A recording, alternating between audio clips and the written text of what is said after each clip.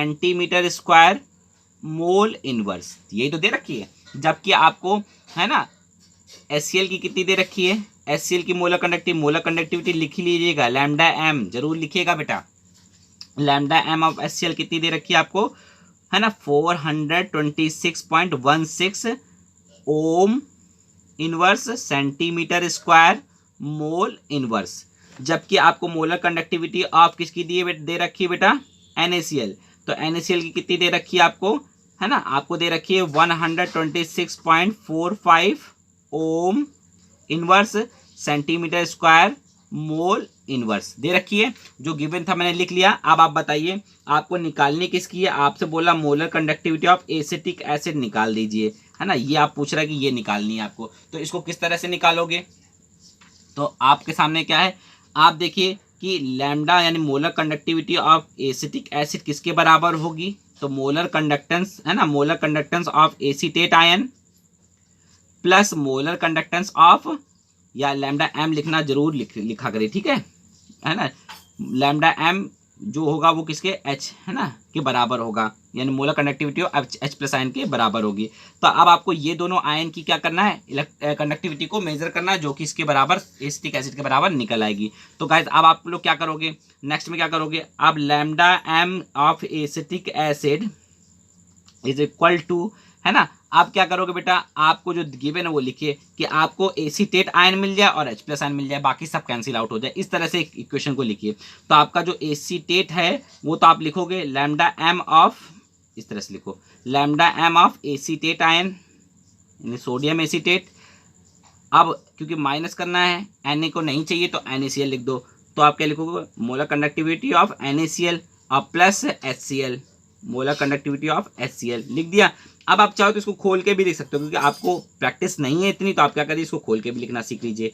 Molar conductance of, है ना, lambda M लिख दीजिए, ऊपर लिख दिए, कोई दिक्कत नहीं है, या इसको काट के नीचे लिख दीजिए इस तरह से, लैम्डा एम ऑफ, है ना, acetate ion plus lambda M of Na plus ion और minus lambda M of Na plus ion plus lambda M of Cl minus ion plus lambda M of H plus ion plus lambda M of Cl minus ion. ठीक है, दिख रहा है आपको, लिख लिया बेटे आपने। अब आप क्या करोगे, जो जो कैंसिल हो रहा है काट दीजिए, Na प्लस का ये माइनस का कैंसिल हो गया, माइनस प्लस माइनस होता है, माइनस का ये और प्लस का ये कैंसिल हो गया। अब ये बचा और ये बचा ना, तो आपके पास आपको मिल जाएगा। तो आप इनके जो वैल्यू वो लिख लीजिए। इनकी वैल्यू कितनी आपको दे रखी थी, वैल्यू दे रखी थी आपकी सोडियम एसीटेट की, देखिए कितनी देखी थी 91 दे रखी थी, कितनी देखी थी 91, है ना।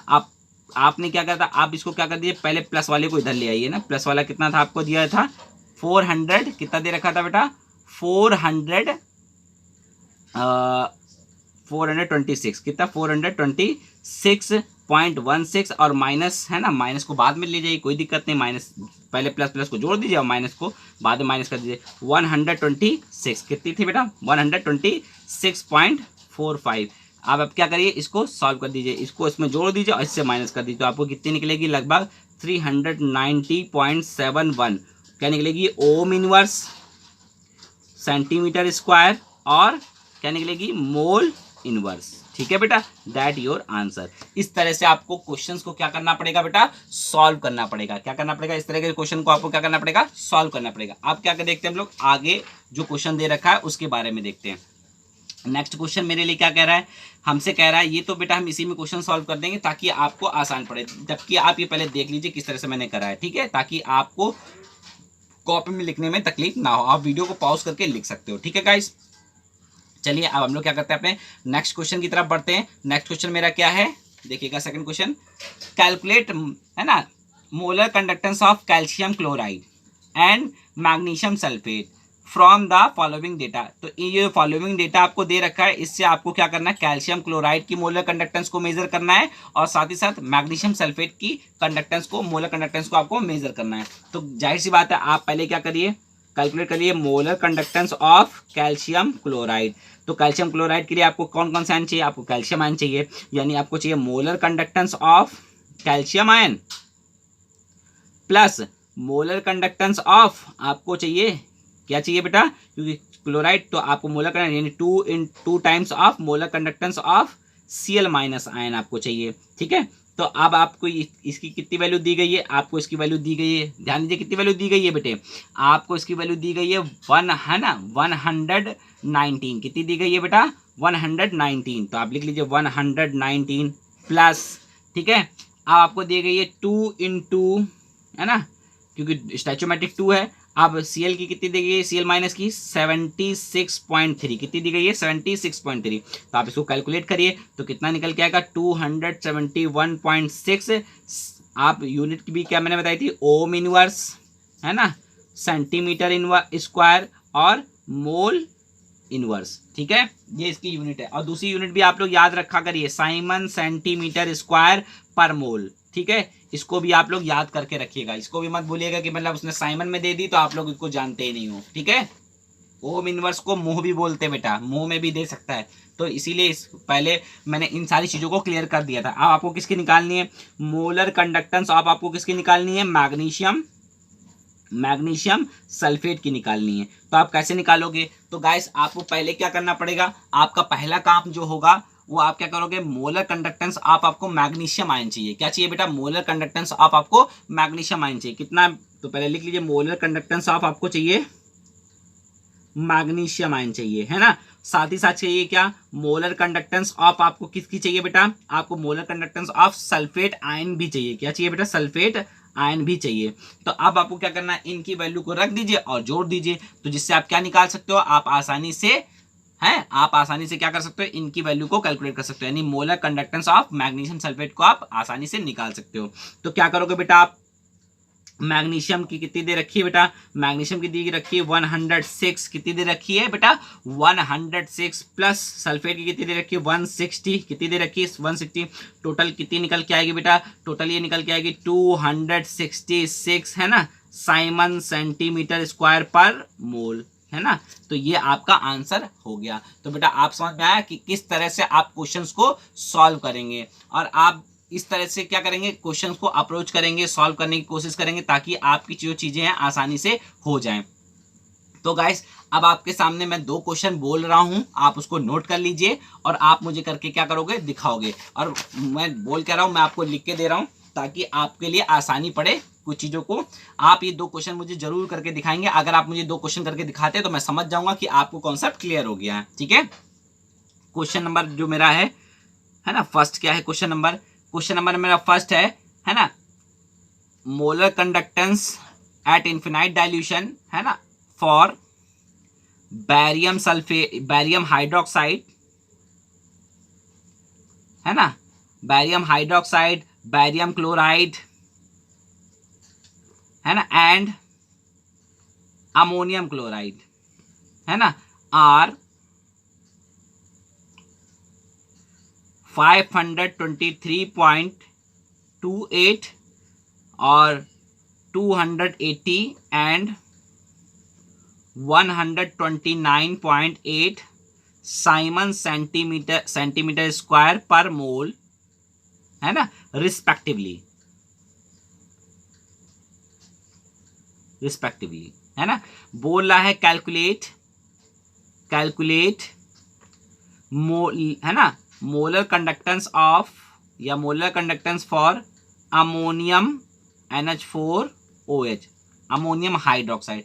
तो आपसे बोल रहा है मोलर कंडक्टेंस निकालिए बेटा अमोनियम हाइड्रोक्साइड की। तो आप पहले तो मुझे ये क्वेश्चन करके दिखाएंगे, और जो दूसरा क्वेश्चन है ना बेटा, दूसरा क्वेश्चन मैं आपके सामने बोल रहा हूं, उसको भी नोट कर लीजिएगा, वो भी बहुत इंपॉर्टेंट है, वो भी आप मुझे क्या करोगे, करके दिखाओगे, है ना। सेकंड क्वेश्चन क्या है, बोल रहा है इफ, लिखिएगा बेटा, if molar conductance of H+ ion and molar conductance of acetate ion are 349.8 and 40.9, है ना, 40.9 साइमन सेंटीमीटर स्क्वायर पर मोल रिस्पेक्टिवली, ठीक है। बोल रहा है कैलकुलेट डिग्री ऑफ डिसोसिएशन। क्या बोल रहा है बेटा, ध्यान देना बेटा, degree of dissociation, degree of dissociation of 0.1 molar acetic acid, 0.1 molar acetic acid. और आपको गिवन क्या दिया उसने, वो इंपॉर्टेंट है, given that molar conductivity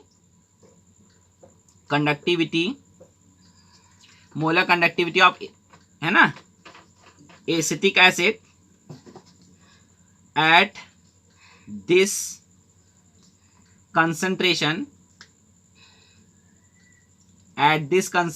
is 5.2 Simon centimetre square पर मोल। कितनी दी गई है बेटा, आपको दे रखी है ना, 5.2 साइमन सेंटीमीटर स्क्वायर पर मोल। तो गाइज आपको क्या करना है, ये दो क्वेश्चंस को आपको मुझे सॉल्व करके दिखाना है, और आप किस तरह से सॉल्व करते हो ये बहुत इंपॉर्टेंट है। और साथ ही साथ आप मुझे ये जब सॉल्व करके भेजोगे तो मुझे पता चल जाएगा कि आपने कितना एब्जॉर्व किया, क्योंकि ये बहुत इंपॉर्टेंट टॉपिक था गाइज।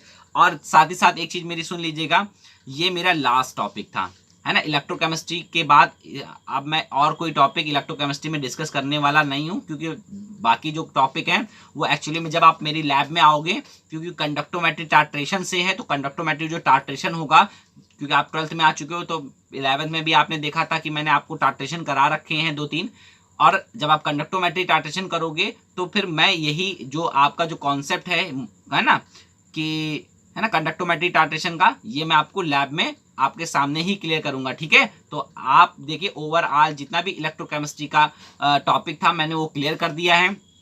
अब गाइज आपको क्या करना है, आप इसके आसानी से क्या कर सकते हो, एनसीईआरटी के पूरी एक्सरसाइज आपको सॉल्व करके मुझे भेजनी है, ठीक है। पूरी एनसीईआरटी की एक्सरसाइज आप सॉल्व करके मुझे भेजोगे, ठीक है। तो ये चैप्टर खत्म हो गया है। नेक्स्ट वीडियो जो आपको मिलेगा, नेक्स्ट टॉपिक में आपके सामने पढ़ाने वाला हूँ सॉल्यूशन। तो गाइस सॉल्यूशन में मैं बहुत बेसिक कॉन्सेप्ट से स्टार्ट नहीं करूंगा, क्योंकि सॉल्यूशन जो है बेटे, सॉल्यूशन में कंसंट्रेशन यूनिट मैंने आपको फर्स्ट ईयर में बहुत आसानी से बहुत क्लियरली डिस्कस कर दी थी। सो गाइस अब मैं सॉल्यूशन को इवापोरेशन, वेपर प्रेशर, है ना, राउल्ट्स लॉ, इन जो मेन टॉपिक है केवल उनको डिस्कस करूंगा, कंसंट्रेशन यूनिट को डिस्कस नहीं करूंगा। अगर आप कंसंट्रेशन यूनिट्स को पढ़ना दोबारा चाहते हो तो आप मेरी फर्स्ट ईयर की वीडियो पढ़ी हुई है, इसमें आप आसानी से उसको देख के पढ़ सकते हो मोल कॉन्सेप्ट में, ठीक है। या आप मुझसे पूछ सकते हो तो मैं आपको पर्सनली सेंड कर दूंगा, ठीक है। अगर आपको मेरा वीडियो अच्छा लगे तो बेटा लाइक एंड सब्सक्राइब, और साथ ही साथ कमेंट करना ना भूलें।